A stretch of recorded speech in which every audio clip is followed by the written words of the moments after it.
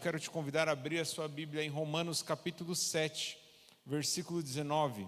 Romanos 7, 19, diz assim a palavra de Deus: pois não faço o bem que desejo, mas continuo praticando o mal que não desejo. Ali é uma NVI meio diferente, na minha diz assim: pois o que faço não é o bem que desejo, mas o mal que eu não quero fazer, esse eu continuo fazendo. O tema da mensagem nessa noite é o mal que eu não quero. Quem já viveu esse dilema? Deseja fazer o bem e não consegue. Não deseja fazer o mal e acaba fazendo o mal. E aqui é o apóstolo Paulo que está falando. E por que esse versículo está na nossa série? Porque esse versículo tem sido usado por muitos anos para pessoas que querem continuar pecando. Porque as pessoas se escondem atrás de textos como esse para dizer: olha, eu até que queria, mas você sabe como que é. Até o apóstolo Paulo desejava fazer o bem e não conseguia. E o mal que ele não queria fazer, esse ele acabava fazendo sempre. Então sabe como é que é, né? Então é o texto predileto daqueles que querem continuar vivendo no pecado. Quando são confrontados, eles então usam textos como esse. Lembrando, toda quarta-feira nós falamos sobre a hermenêutica. Hermenêutica é uma palavra difícil, mas eu quero que você entenda, é a ciência da interpretação. A hermenêutica é usada tanto no direito como na teologia. Os advogados, eles precisam estudar hermenêutica. Juízes, delegados, muitas vezes estudam hermenêutica para saber interpretar. Hermenêutica é a ciência da interpretação. Não adianta você ler um livro enorme, como é o Código Penal, se você não souber interpretar. E não adianta também ler a Bíblia, que também é um conjunto de livros. 66 livros na nossa Bíblia evangélica.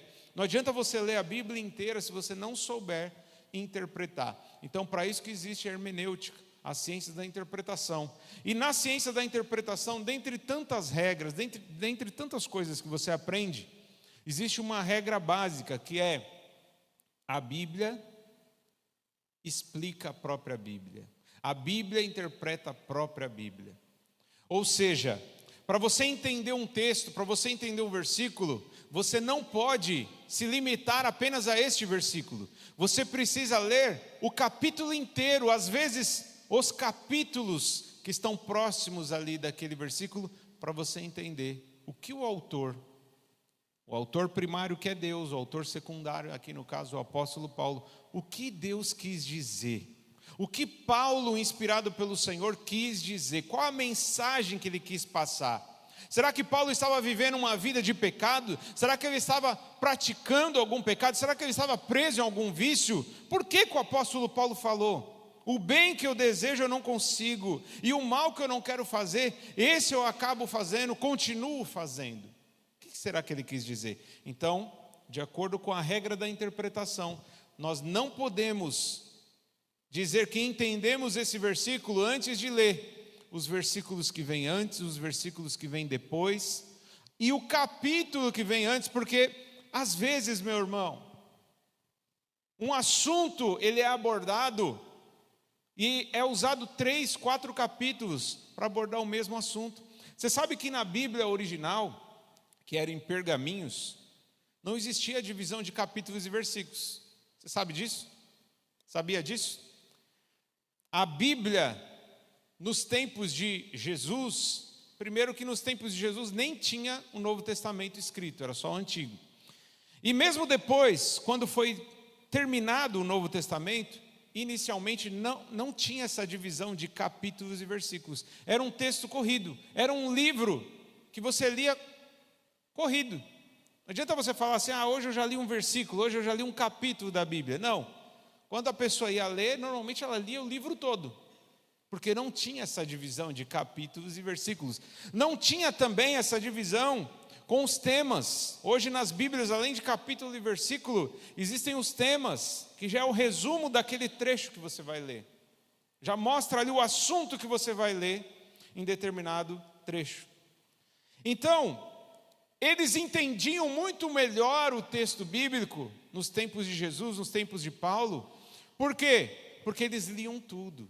Eles não faziam doutrinas baseado apenas em um trecho recortado da palavra de Deus. E é assim que nós cristãos devemos fazer para entender aquilo que o Senhor quer falar ao nosso coração. Quantos querem ouvir a voz de Deus? Quando você abre a Bíblia, meu irmão, Deus fala com você. Você sabe, quando você ora, você está falando com Deus. Mas quando você abre a Bíblia, é Deus que está falando com você. Eu creio em profecia, eu creio no dom de línguas, eu creio, meu irmão, em revelação. Mas existe uma revelação, uma profecia que ela está acima de todas as outras. E é a profecia, a revelação da palavra de Deus. Amém? Se alguém vir entregar uma profecia que não estiver de acordo com a palavra de Deus, eu rejeito na hora. Porque para mim, essa é a principal, a mais importante profecia e revelação de Deus para nós. Você quer conhecer a vontade de Deus? Você quer ouvir a voz de Deus? Abra a tua Bíblia, leia, estude e aprenda a interpretar. Não leia apenas aqueles versículos isolados. Leia o texto inteiro para entender a palavra de Deus. Meu irmão, além de ler o contexto, que são os versículos anteriores e posteriores, além de ler, às vezes, capítulos que estão próximos, que são vizinhos ali daquele texto que você leu, é importante você procurar na Bíblia outros textos, às vezes em outros livros, em outras cartas de Paulo, por exemplo, aonde ele fala sobre o mesmo assunto. Para você entender como é que Paulo pensa sobre o céu, como é que Paulo pensa sobre pecado, o que Paulo pensa sobre salvação. Você não pode se basear apenas em um versículo. Você precisa ler tudo o que ele fala sobre esse assunto, para você chegar à conclusão de como Paulo pensa, o que ele estava tentando ensinar. Amém, irmãos? E nessa noite nós vamos entender claramente esse versículo. Se você é um daqueles que muitas vezes quis usar um texto como esse para justificar uma vida de pecado, que nesta noite você seja livre do pecado.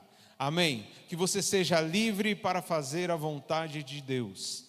Aleluia, louvado seja o nome do Senhor. Então vamos ler uma parte do contexto, do versículo 15 até o 20.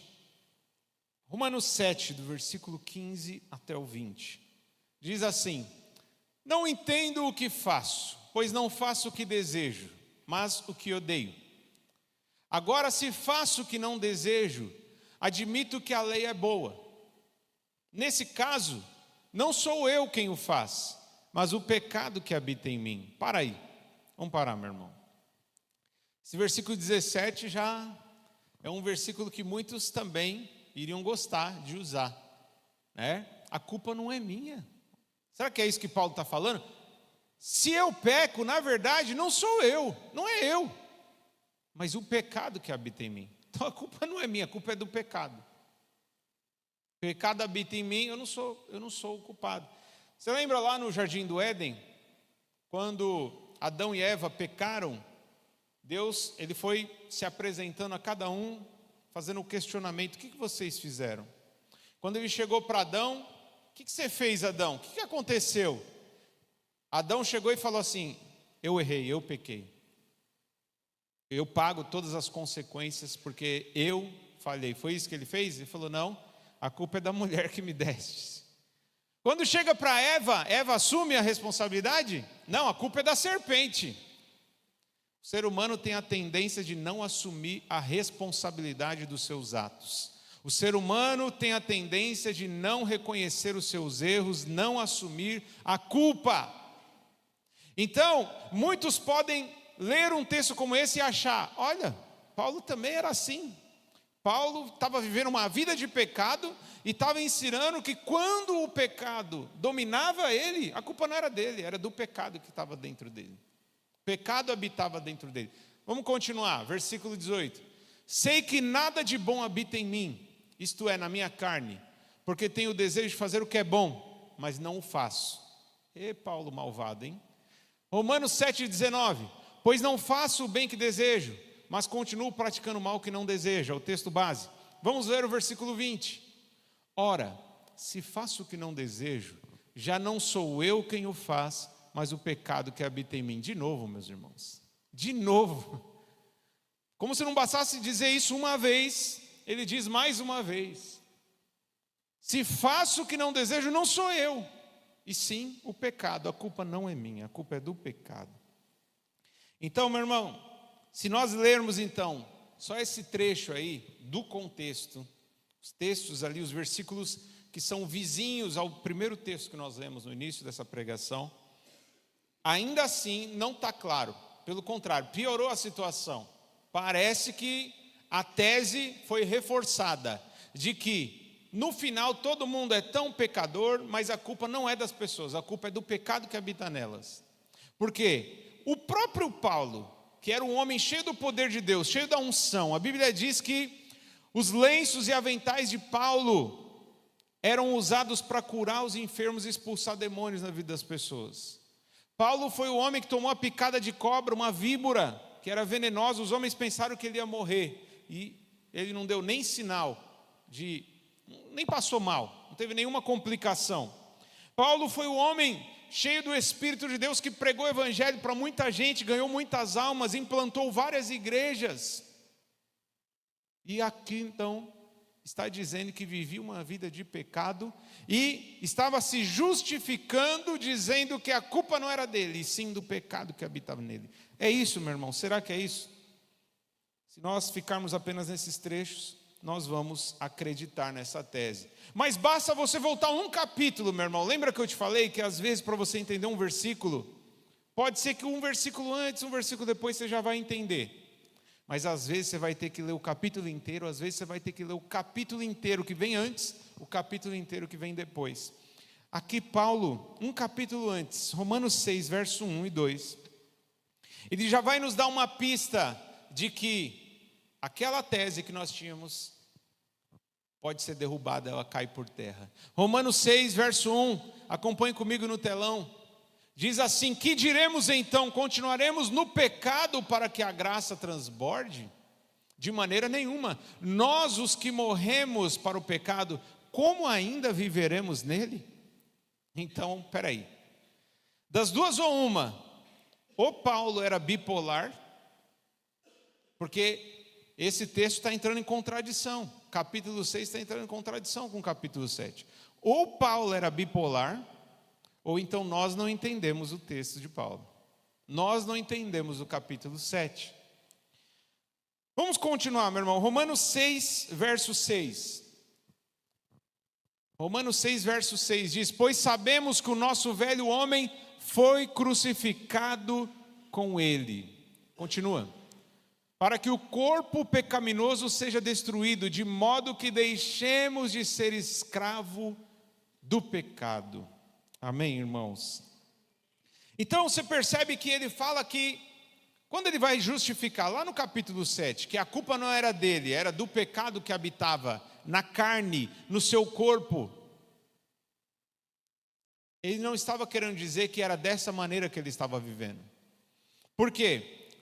Um capítulo antes ele já tinha explicado: a nossa carne, a nossa velha natureza, com os velhos hábitos, os velhos costumes, já foram crucificados, de modo que o corpo pecaminoso seja destruído, para que deixemos de ser escravos do pecado.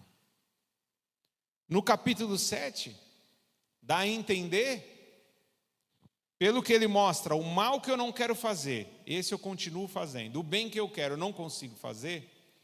É o retrato de uma pessoa que ainda é escrava do pecado, que é dominada pelo pecado, que não consegue fazer aquilo que quer, faz sempre aquilo que não deseja. Esse é o retrato. Paulo estava dando o retrato de uma pessoa que ainda estava na condição de escrava do pecado, uma pessoa que ainda não estava livre. Amém? Olha o que diz Romanos 7, mas agora no versículo 14. Faz parte do mesmo capítulo, então, do texto base. Olha o que o apóstolo Paulo vai dizer: sabemos que a lei é espiritual, eu contudo sou carnal, pois fui vendido como escravo ao pecado. Se você ler só o capítulo 7, você vai pensar que Paulo está falando da sua condição atual, dá a impressão que ele está falando do momento presente. Então, muitos ao ler um texto como esse, vão interpretar que Paulo estava falando do presente, do tempo presente. Mas Paulo não estava falando da situação atual dele, estava falando da situação passada. E estava falando da situação atual de alguns que ainda não tinham se convertido, que ainda não estavam em Cristo. Paulo era um homem inteligente, era um homem que sabia conversar até com os gregos, com os filósofos da época dele. Ele era um homem que tinha dupla cidadania, conhecia alguns idiomas, e ele, como um homem bem estudado, porque era um fariseu, que aprendeu aos pés de Gamaliel, um professor, um rabino judaico, ele era um homem que muitas vezes, na sua pregação ou na sua escrita, ele usava a retórica.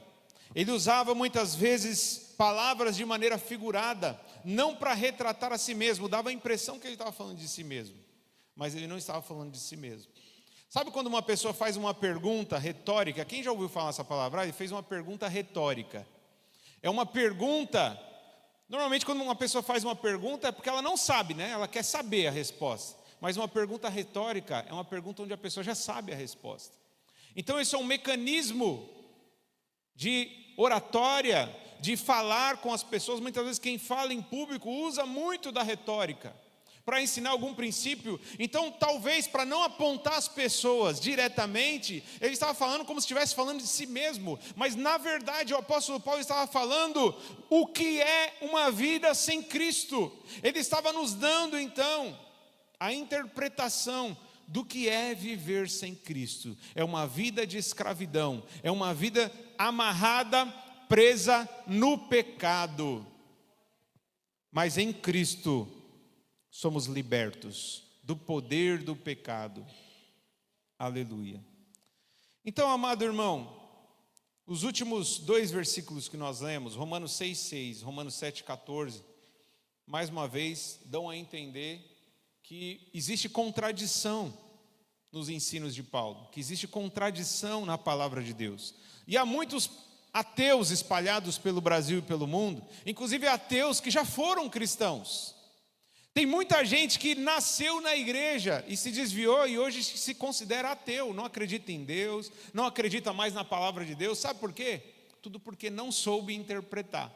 Leu um capítulo, como o capítulo 7, mas esqueceu de ler o 6. Se lesse o 6, ia entender o 7. Assim como não entende tantos textos do Antigo Testamento. Ah, não, a Bíblia é um livro que apoia, né, tortura, escravidão, morte de crianças, apedrejamento de mulher. Não entendeu, por quê? Leu um texto que fala sobre isso, conta uma história, mas não entendeu para quem se aplicava. Não entendeu qual é o objetivo do texto está escrito.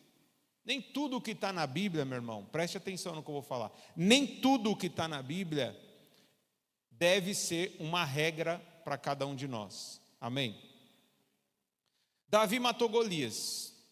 Davi era judeu, Golias era um filisteu. Nós podemos matar pessoas estrangeiras? Podemos matar pessoas de outros países? Não podemos. Por quê? O que Jesus nos ensinou? Nós devemos amar os nossos inimigos.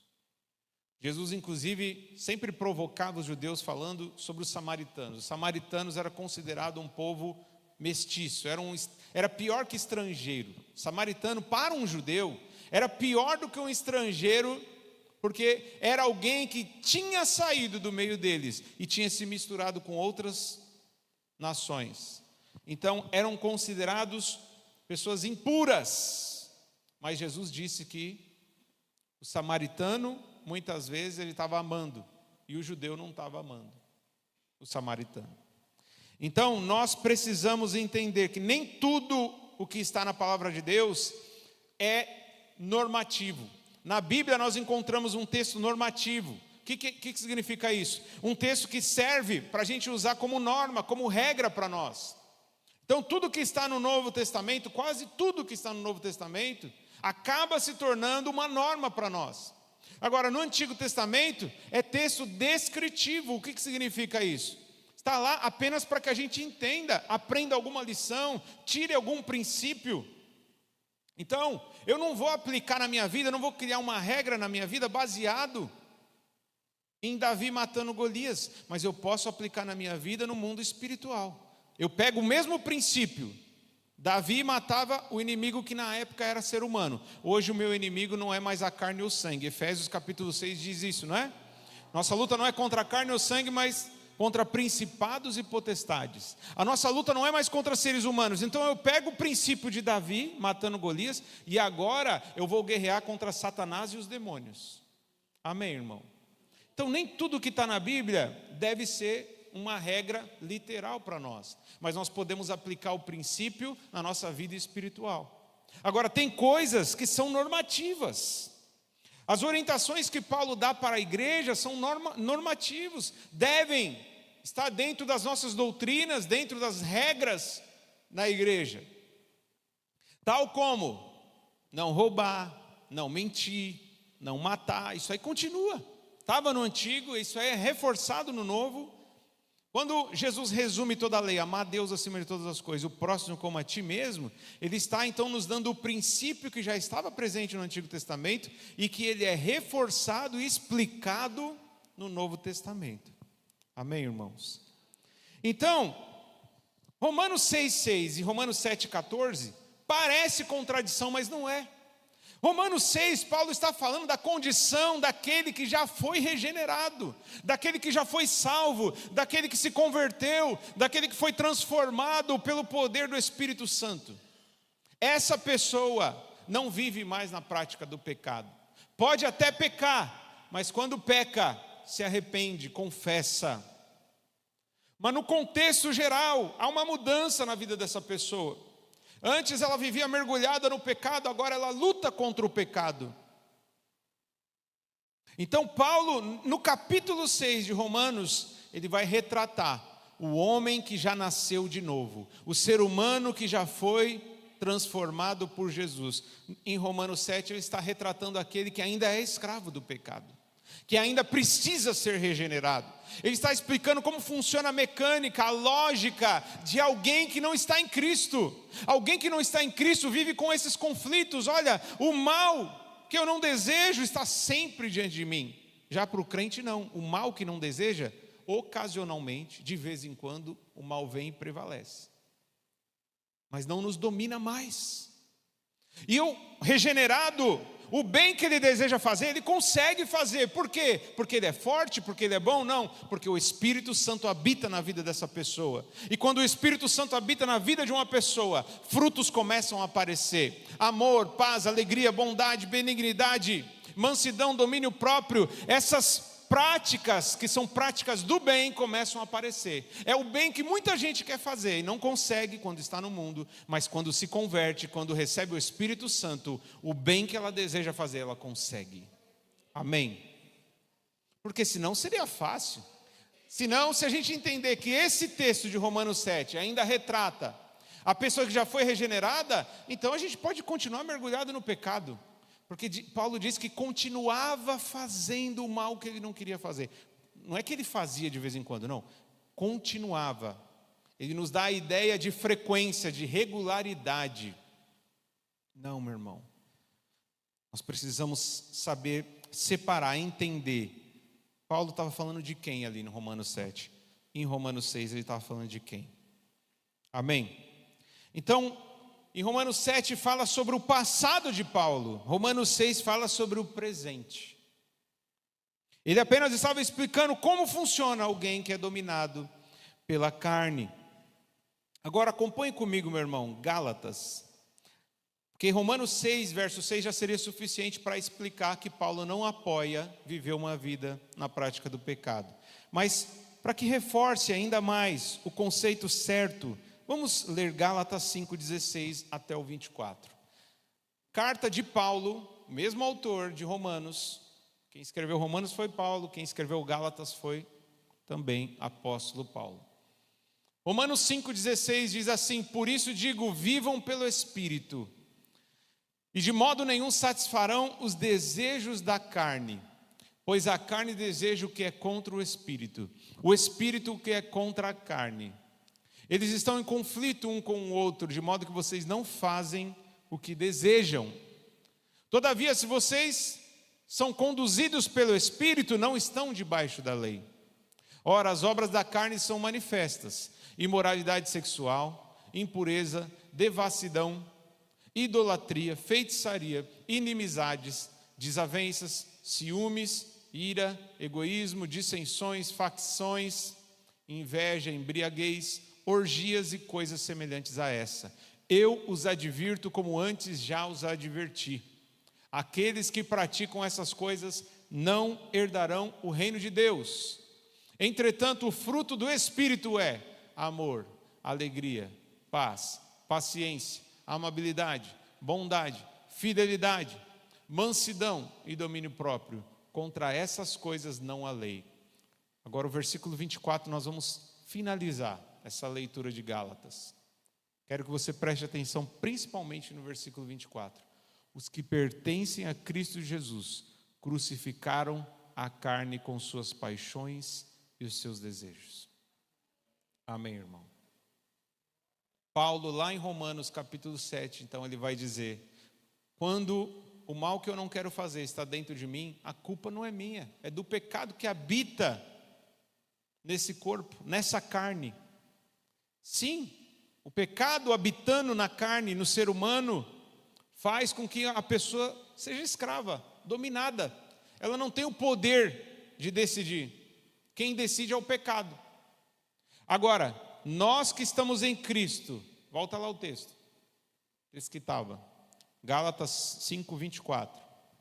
Gálatas 5:24. Os que pertencem a Cristo Jesus crucificaram a carne. Aquela carne que é dominada pelo pecado, ela só tem poder para aqueles que ainda não estão em Cristo, não pertencem a Cristo e, portanto, não crucificaram a sua carne. Lembrando que a carne, ela tem paixão e desejo violento.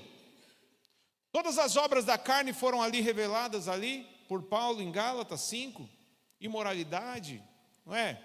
Orgia, bebedeira, brigas, ciúmes. E quando fala ciúmes é aquele ciúmes exagerado, né? Porque a Bíblia fala que até o espírito ele arde em ciúmes.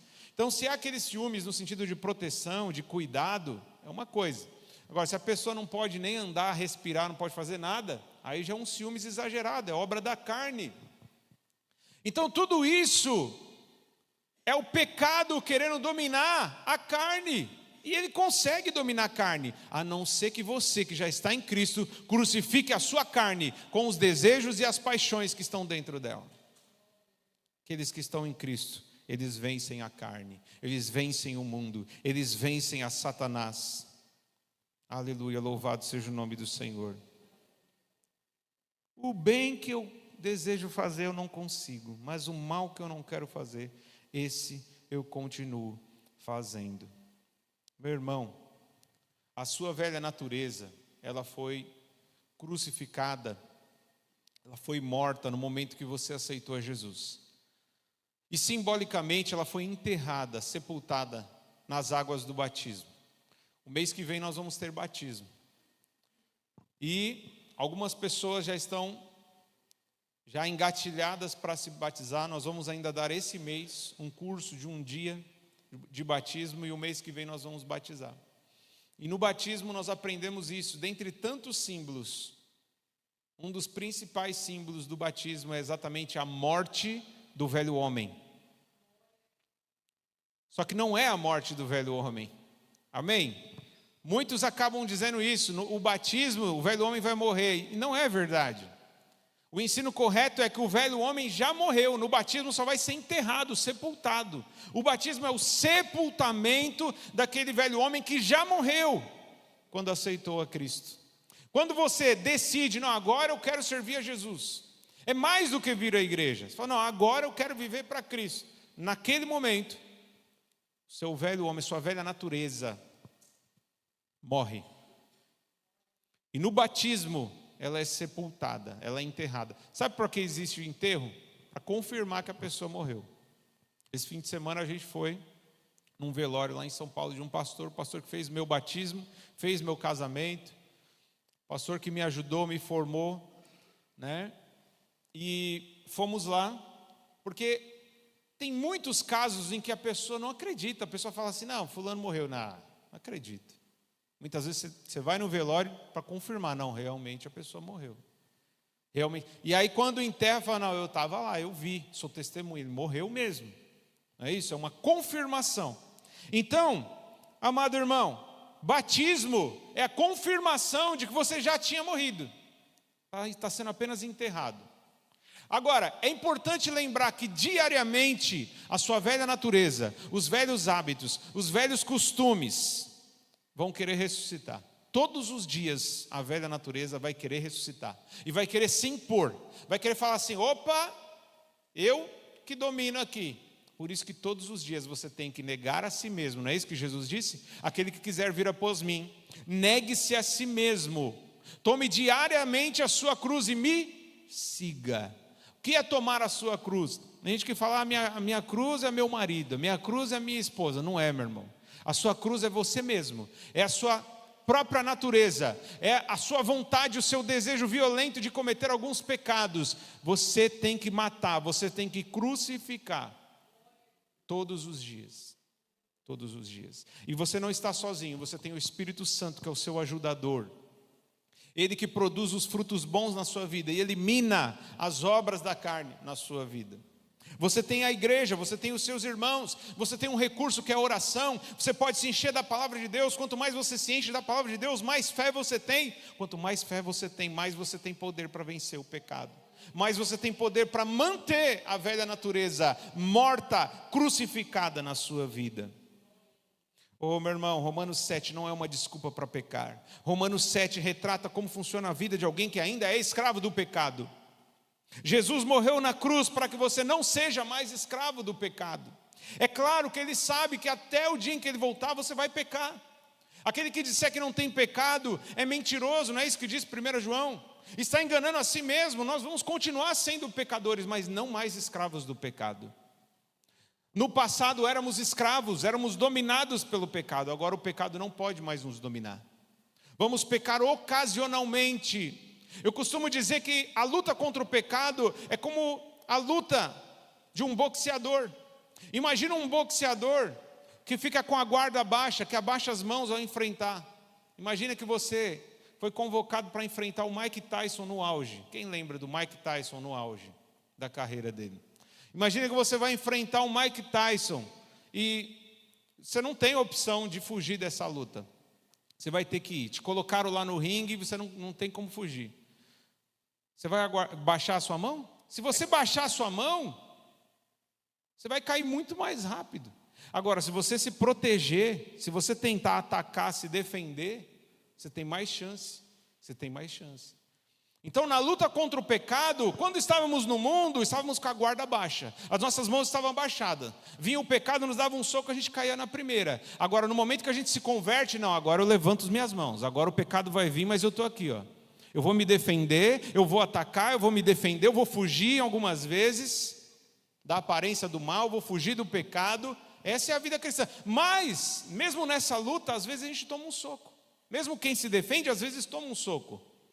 Mas é aí que vem Jesus, o nosso advogado, e fala: quando vocês pecarem, vocês têm um advogado que defende vocês diante do Pai. Ele é o justo, Ele é a propiciação pelos nossos pecados e os pecados do mundo inteiro. Se confessarmos os nossos pecados, Ele é fiel e justo para perdoar os nossos pecados e nos purificar de toda a injustiça. Aleluia. Então, meu irmão, Romanos 7 é o retrato de alguém que não luta contra o pecado, que já se entregou ao pecado, que está preso, dominado, escravizado pelo pecado. Mas Romanos 6 vai nos ensinar que aquele que está em Cristo, aquele que já foi regenerado, agora vence o pecado. Aleluia. Então Jesus morreu na cruz para que você seja livre. Assim, meu irmão, você vai conseguir fazer o bem que você quer. E também vai conseguir evitar o mal que você não quer. É somente com Jesus que você vai conseguir fazer o bem que tanto deseja fazer. Você entende esse versículo? Romanos 7. Então, Paulo não está justificando uma vida de pecado. está retratando aquele que ainda não tem Cristo e que, portanto, vive escravizado pelo pecado. Amém? Se coloque de pé em nome de Jesus.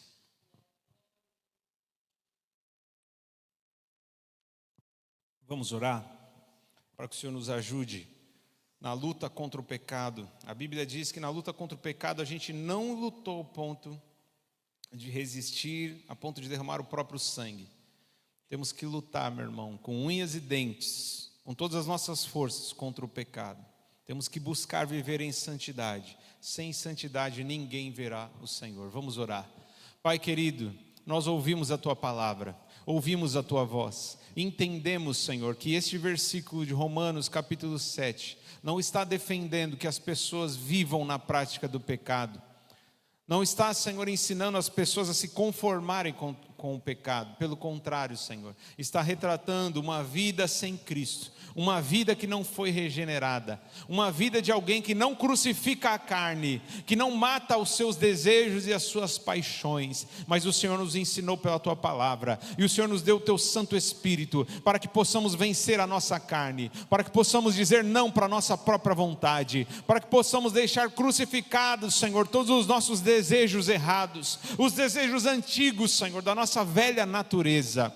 Meu Deus, em nome de Jesus, fortalece cada um dos meus irmãos que está aqui, e aqueles que vão nos assistir, Senhor. Fortalece, Senhor, ajuda, Senhor, aquele que ainda não é livre, que seja livre do pecado, em nome de Jesus. Pai, aqueles que são livres do pecado, nós sabemos, vão pecar, mas vão pecar, Senhor, com uma frequência muito menor do que antes, e quando pecarem, vão ter um advogado, Jesus de Nazaré, que justifica, que perdoa aquele que confessa os seus pecados. Ó Senhor, em nome de Jesus, nos capacita a viver uma vida de santidade, nos capacita a tomar a nossa cruz, a negar a nós mesmos e Te seguir, Senhor. Oh Senhor, nós sabemos que o caminho é estreito, a porta é estreita, Senhor. Muitos têm facilitado, alargado, Senhor, o caminho, mas não há outro caminho a não ser o caminho estreito, e é esse caminho que nós queremos trilhar, Senhor, como pessoas que já foram regeneradas, que já nasceram de novo, que já mataram a sua carne, já crucificaram e sepultaram nas águas do batismo, Senhor. É isso que nós queremos, em nome de Jesus. Ajuda os meus irmãos que estão planejando se batizar, Senhor, que estão querendo, Senhor, publicamente dizer ao mundo que já morreram e que a sua velha natureza está sendo sepultada. Eu Te peço, Senhor, vai tirando agora todo embaraço, vai tirando agora todo empecilho, toda resistência do inferno, venha cair por terra em nome de Jesus. Senhor, derrama a Tua glória sobre nós. Derrama a Tua unção, a Tua presença sobre cada um de nós. Enche-nos com o Teu Espírito, porque nós sabemos que o Teu Espírito é aquele que nos ajuda em nossas fraquezas, é Ele que nos ajuda a vencer o pecado, é o Teu Santo Espírito que nos ajuda a vencer o mundo, é o Teu Santo Espírito que nos ajuda a vencer Satanás e os demônios. Vem, Senhor, em nome de Jesus, nos ajudar. Vem, Espírito Santo, capacitar as nossas vidas. Queremos ser santos, porque o Senhor é santo, santo, santo, e nós sabemos que sem santidade ninguém verá o Senhor. Santifica-nos na verdade, a Tua palavra é a verdade, Senhor, em nome de Jesus. Ó Pai, aqui está a Tua igreja, Senhor. Eu Te peço, Senhor, guarda a mente e o coração de cada um deles, leva cada um deles para os seus lares, Senhor, debaixo da Tua proteção. E ao despedir nós dizemos que o Senhor te abençoe e te guarde, que o Senhor faça resplandecer o seu rosto sobre ti e tenha misericórdia de ti, que o Senhor sobre ti levante o seu rosto e te dê a paz.